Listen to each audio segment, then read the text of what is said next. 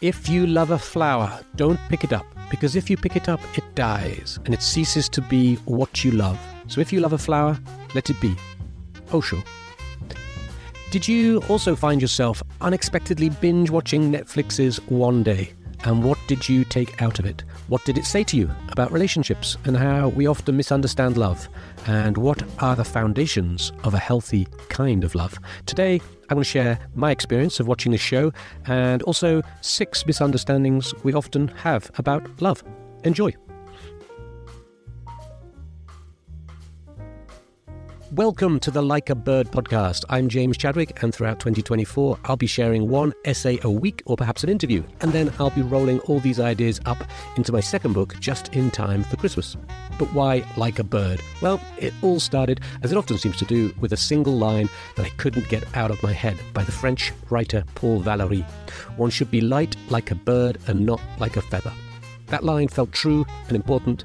Yes, we should all want to grow lighter and freer as we grow older, but lighter with control, like a bird in flight and not like a feather buffeted around by the wind.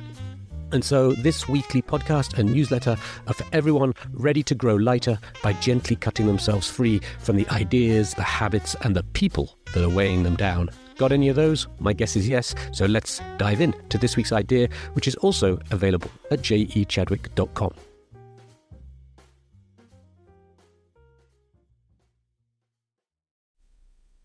This week, I am going to read an essay about watching One Day and how we misunderstand love.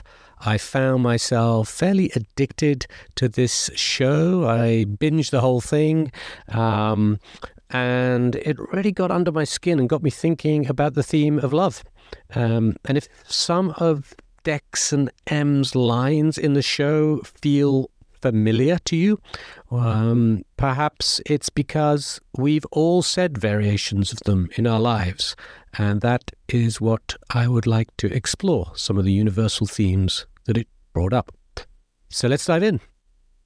Watching One Day and how we misunderstand love. Just when you think you know your own taste in TV show genres, a 14-episode Netflix rom-com pops up and gets deep under your skin. I lost a week binging One Day, the new bittersweet adaptation of David Nicholls' 2009 bestseller. The film tracks the complicated love between Dexter Mayhew, Leo Woodall, and Emma Morley, Ambika Mod, for 2 decades. They hook up on the final day at Edinburgh University, July 15th, St. Swithin's Day, in 1988. And then each episode intriguingly revisits them on that same day a year later. The format is genius. It allows us to see the broad arc of the relationship over decades, especially how power shifts between friendship and love as their fortunes rise and fall. It also requires us to fill in all the long gaps ourselves in between. Like a Jane Austen chapter, each episode brings a fresh set of obstacles to their relationship. New partners, weddings, children, addiction, the death of a parent, and we constantly have to reorient ourselves. Who's to blame for this fight? Who's holding the relationship back? And are we even still rooting for them? Although they kind of screwed up the final episode, Emma Morley herself would have hated it, way too sickly sweet, I was hooked right up until then. Of course, all the British 90s and 80s nostalgia helped. That killer soundtrack, college balls, lad culture, London pubs and getaways to Greece, Italy and Paris. But for me, the real hook was its brutal dissection of love and how easily it can be misunderstood. Sexy Dex and Serious M are unlikely soulmates. They come from entirely different places, social background, race, gender, vocation. He lacks purpose and direction, while she often takes her own life too seriously. And it's not even clear if there is real sexual chemistry between them. M resents the privilege that Dex was born with and his lack of self-awareness, yet she still sticks with him as he loses a decade to narcissism and addiction. Their path from young to adult love in the city is messy, even brutal.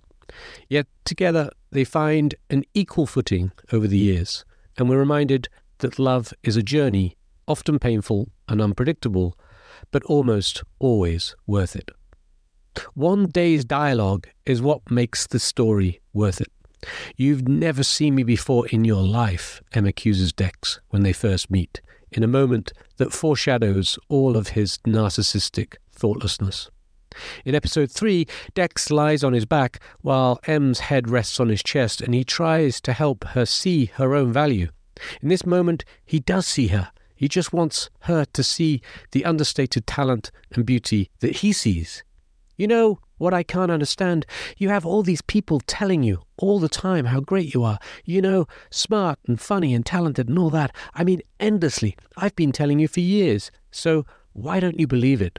Why do you think people say that stuff? Do you think it's all a conspiracy? People secretly ganging up to be nice about you?" But soon they grow apart.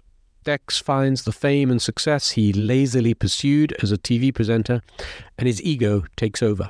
In an excruciating restaurant scene, Dex can't stop looking over her shoulder for more interesting options, bored by her conversation, and she explodes on him outside in the alley. "You used to make me feel good about myself, but now you make me feel like shit. Like I'm not cool enough, or interesting enough, or ambitious enough." A few years later, life begins to catch up with Dex, and he begins his journey of self-awareness. You know, if you're 22 and fucking up, you can say, "It's okay, I'm only 22, I'm only 25, I'm only 28. But 32?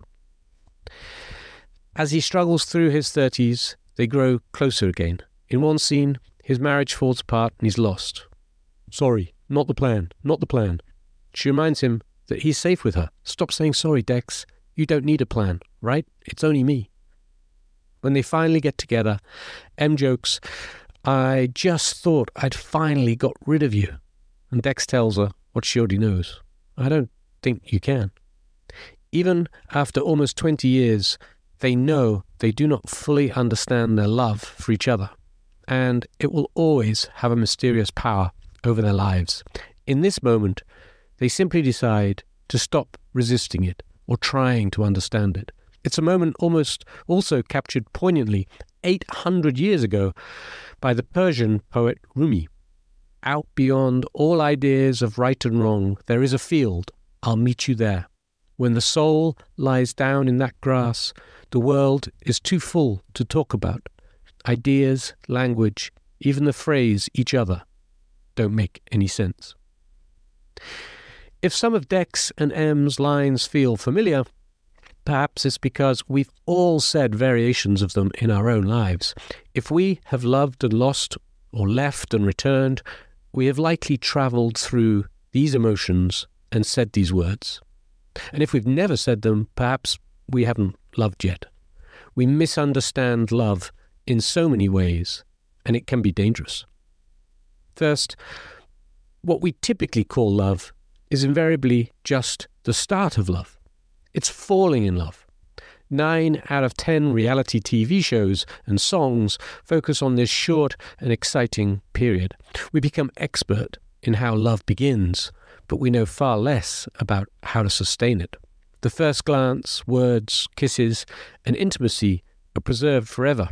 We then long for the excitement and boundless opportunities of the first year and use them as a sharp stick to beat our relationship with in the 5th year, the 10th, and beyond.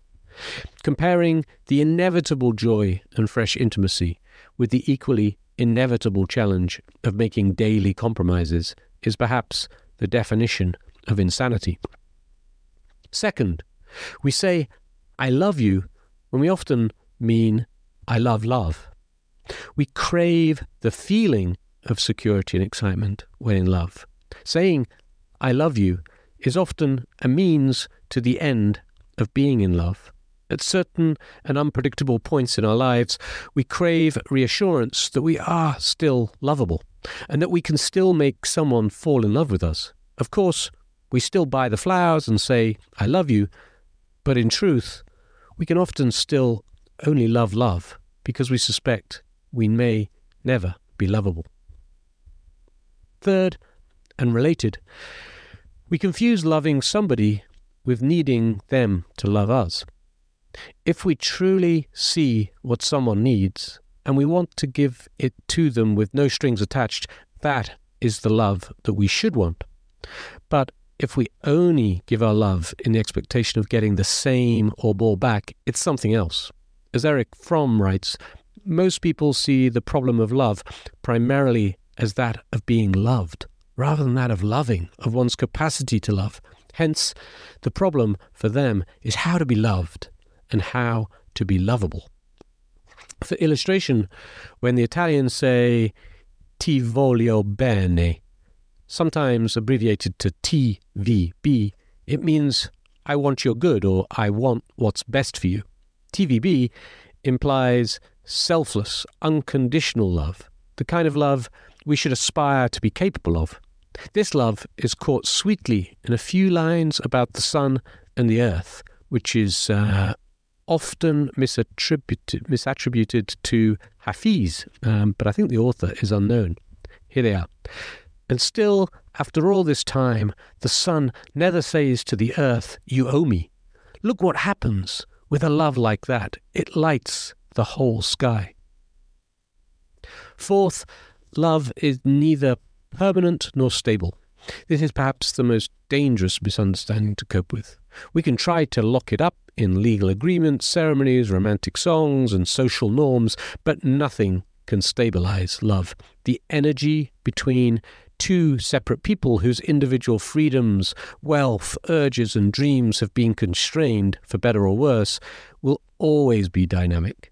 Love is alive, always thriving and dying. The only antidote is for partners to know this and stay clear-eyed and honest about the fact that they are not the relationship. The relationship is a separate, fragile, living thing.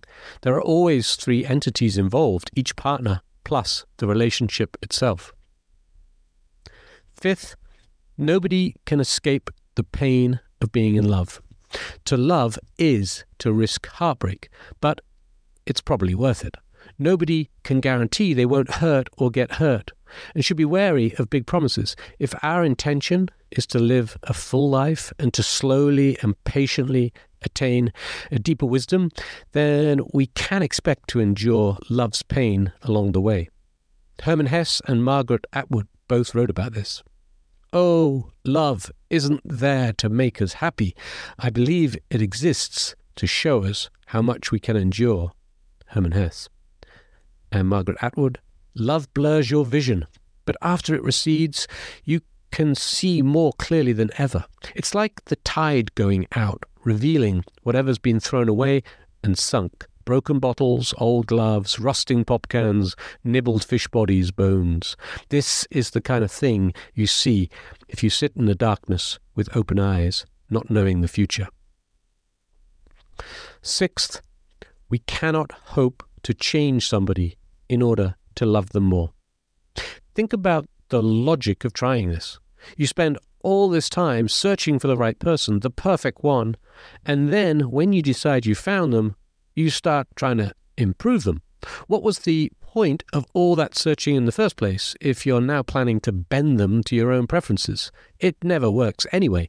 It's far easier to change yourself than to try to change someone else, and then feel disappointed when they revert to who they are.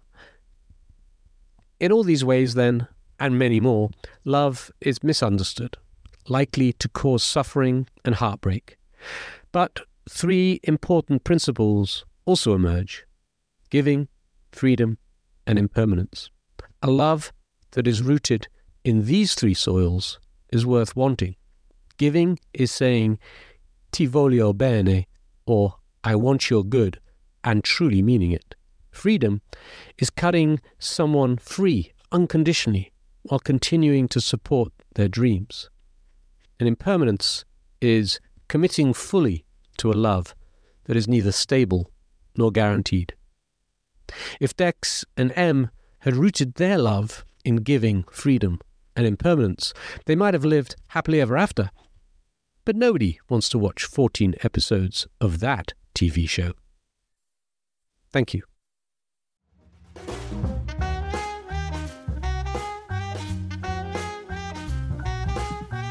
Thank you for listening to Like a Bird. Please subscribe to get one new idea a week. Check out more creative projects at jechadwick.com and share with anyone you think might be trying to grow lighter.